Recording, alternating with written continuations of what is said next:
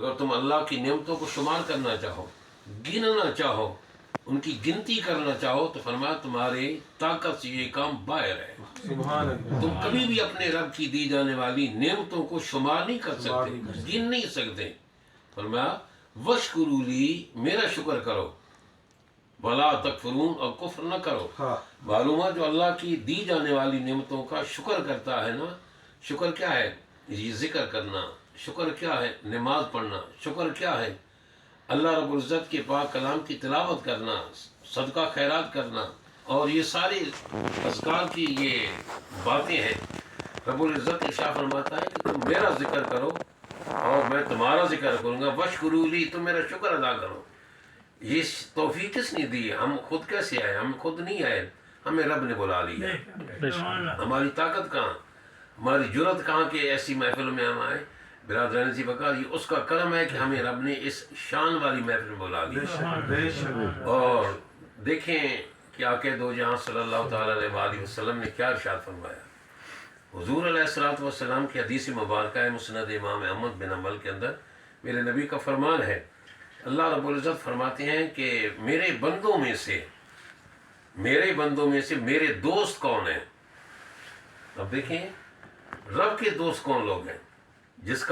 جو رب کے دوست ہیں، جن کا دوست رب ہے، اس بندے کی شان کیا ہے، اس کی عظمتیں کیا ہے؟ رب فرماتے ہیں میرے بندوں میں سے میرے جو دوست ہیں اور میری مخلوق میں سے جو میرے محبوب ہیں، وہ کون ہے؟ وہ ذکر کرنے والے، یعنی کہ جو ذکر کرتے ہیں اللہ کا، اللہ کی یاد میں اپنے آپ کو مشغول کرتے ہیں، ان کی شان یہ ہے کہ رب فرما رہا ہے کہ وہ میرے دوست ہیں، وہ میرے دوست ہیں۔ اور فرمایا صرف دوست ہی نہیں، فرمایا جو میرے ذکر میں اپنے آپ کو گم کرتے ہیں، فرمایا وہ کون ہے؟ میرے محبوب ہیں، میرے محبوب ہیں۔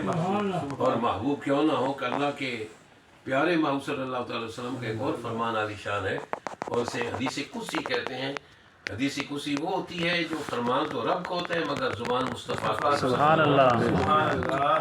رب فرماتا ہے کہ جب بندہ مومن میرے ذکر میں میرے اتنا قریب ہو جاتا ہے، نوافل پڑھتے پڑھتے میرے اتنے قریب ہو جاتا ہے، میری یاد میں اتنے میرا قریب ہو جاتا ہے، اس کے ہاتھ میں بن جاتا ہوں جس سے وہ پکڑتا ہے۔ یہ شان کس کو مل رہی ہے؟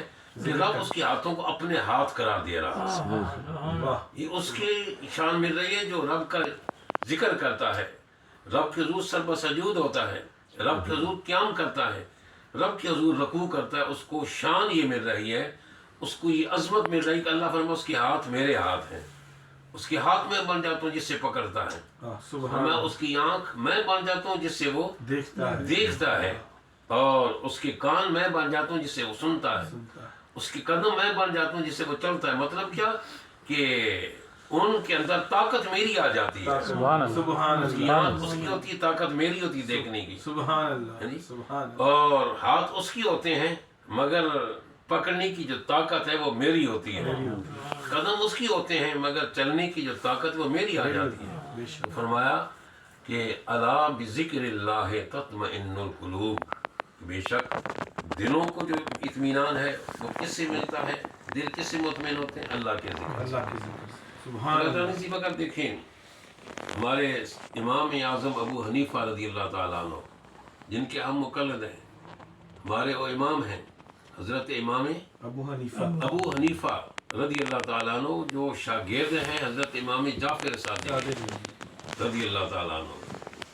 تو برادران سی وقت آپ ایک دفعہ میرے آقا کی حدیث، رب کے قرآن کی تفسیر بیان کر رہے تھے، کسی نے آ کر آپ کو بتایا کہ آپ ایک بہت بڑے تاجر بھی تھے، بہت بڑے آپ تاجر بھی تھے، آپ کے تجارت کے بہت بڑے بڑے بیع